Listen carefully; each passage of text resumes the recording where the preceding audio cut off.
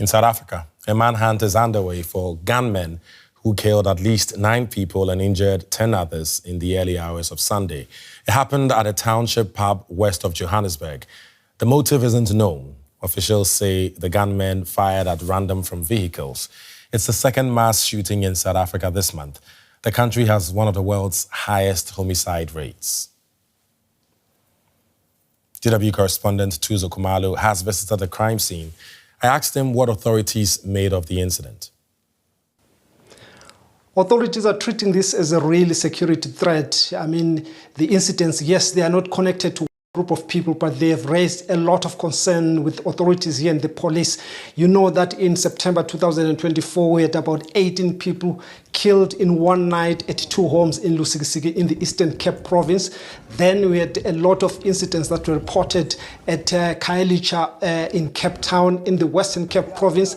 And early December, you had another incident of 10 people that were killed just outside Pretoria, all of them in the same night while drinking at a tavern. And now you've got these 9 that have been killed. So authorities are very much worried. You could see police very hard at work trying to gather cartridges to try and send them to forensics in order to link them to some criminals, because this is a concern to authorities and, of course, the people that are staying in these areas feeling very unsafe because these incidents are more and more happening. And, of course, if you look at the residents that were there gathered at the scene, you can tell that they want answers from police, and police are trying their best to give them answers. Right. So South Africa has strict gun laws, yet illegal firearms keep appearing in attacks like this.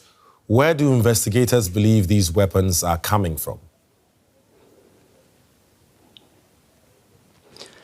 The number of illegal guns in the public and illegal guns in the people that are not supposed to be having them is quite alarming. In the past 5 years, police say they confiscated about 21,000 guns, over 21,000.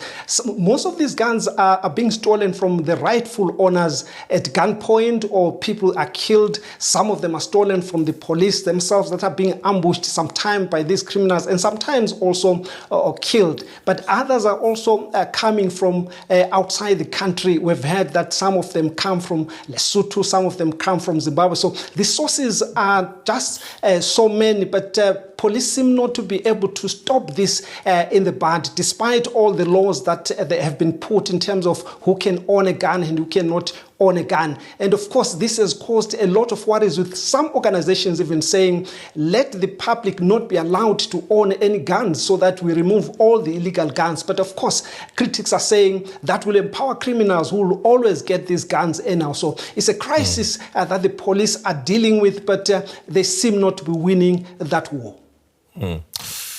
Rather unfortunately there. Let's get back to the recent tragedy. Beyond the immediate manhunt, what are communities in places like Bekkersdal asking for now in terms of protection and prevention?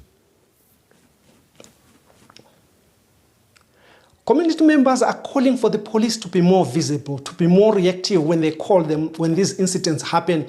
But above all, they want the illegal guns to be removed from the communities. I spoke to one mother who had his son killed, and he says his son was not a member of any gang. He was just a peaceful and law-loving, abiding resident who was drinking at this tavern, but he was becoming a victim. So he says even the innocent people are becoming victims of these guns. And a man said his wife wanted to go to the toilet at the time they had the gunshots at 1 a.m., but she had to wait until the morning time. So they're saying they feel like prisoners in their own homes because these things are happening and they're becoming victims, even if they're not involved in any gang. So they want police to be more visible and more tough with these criminals. Right. Thuso Khumalo, thank you.